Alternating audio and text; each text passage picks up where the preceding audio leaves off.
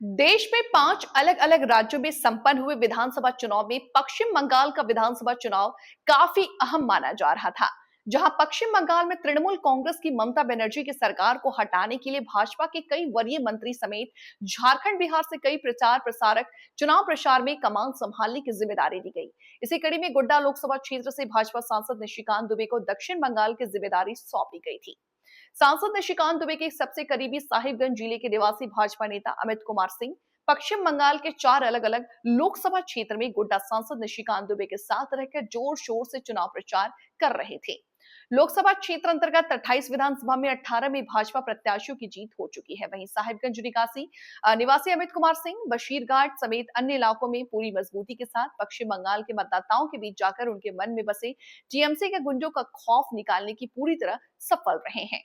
उधर इस ऐतिहासिक जीत पर भाजपा नेता अमित कुमार सिंह ने कहा कि गोड्डा सांसद डॉक्टर निशिकांत दुबे ने के अचूक रणनीति के कारण आज भाजपा पार्टी पश्चिम बंगाल के उत्तर 24 परगना जिले में प्रचंड जीत हासिल की है। उन्होंने इस ऐतिहासिक जीत को लेकर भाजपा के राष्ट्रीय अध्यक्ष नितिन नवीन, प्रधानमंत्री मोदी, गृह मंत्री अमित शाह समेत अन्य वरीय नेताओं व कार्यकर्ताओं को दिल से धन्यवाद देते हुए जीत का जश्न मनाया। आज बहुत खुशी का दिन है। पश्चिम बंगाल के समस्त भारतीय जनता पार्टी के कार्यकर्ताओं को बहुत बधाई। उनकी मेहनत रंग लाई और पश्चिम बंगाल में पहली बार राष्ट्रवाद विचारधारा की सरकार बनने जा रही है। पश्चिम बंगाल बदलेगा, भारत भी बदलेगा। किस रणनीति के तहत चुनाव लड़े थे पश्चिम बंगाल में? रणनीति तो एक था, बस गुंडागर्दी का जो भय था पश्चिम बंगाल के बहनों के बीच, माताओं के बीच, हमारे भाइयों के बीच, हमारी बेटियों के बीच, हमारी बहनों के बीच, जो वहाँ तृणमूल के गुंडों ने, वामपंथ के गुंडों ने, कांग्रेस के गुंडों ने जो भय व्याप्त करके रखा था, बस उस भय को हम लोगों ने निकाला और दोनों फेज में 90% से ज़्यादा मतदान हुआ। उसी का आज परिणाम है कि भाजपा 200 सीट संभवतः शाम तक पार कर जाएगी। क्या मुद्दा लेकर? मुद्दा था कि बांग्लादेश को बचाना है। अगर तृणमूल कांग्रेस रहेगी, कांग्रेस का सरकार आएगा, कांग्रेस का वोट सीट आ गया, वामपंथ आ गई, तो पश्चिम बंगाल ग्रेटर बांग्लादेश बनाने के मूड में था तृणमूल कांग्रेस। भारत से काटने की तैयारी थी पश्चिम बंगाल को। अगर वहाँ की जनता इसको 5 साल पहले समझ चुकी थी।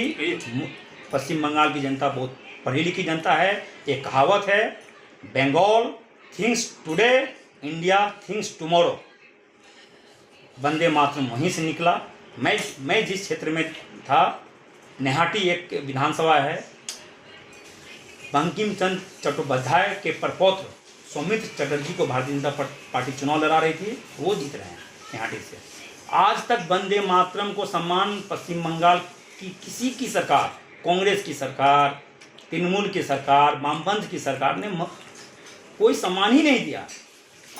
वो वंदे मातरम जिसको गाते गाते हजारों शहीद फांसी के फंदे को हंसते हंसते चूम गए, उस वंदे मातरम का अपमान हो रहा था पश्चिम बंगाल में। आखिर जनता कब तक सहेगी? जनता का गुस्सा फूटा, भय निकला और भारतीय जनता पार्टी की सरकार बन रही है। मुख्यमंत्री कौन बनेगा?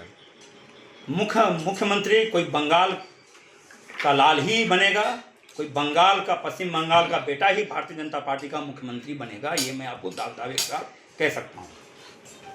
पश्चिम बंगाल की जनता के लिए क्या कहना है? पश्चिम बंगाल की जनता को कोटि कोटि धन्यवाद, आभार, बधाई कि उन्होंने समय रहते अपने राज्य को बचा लिया। नहीं तो तृणमूल कांग्रेस पश्चिम बंगाल को ग्रेटर बांग्लादेश बना देती।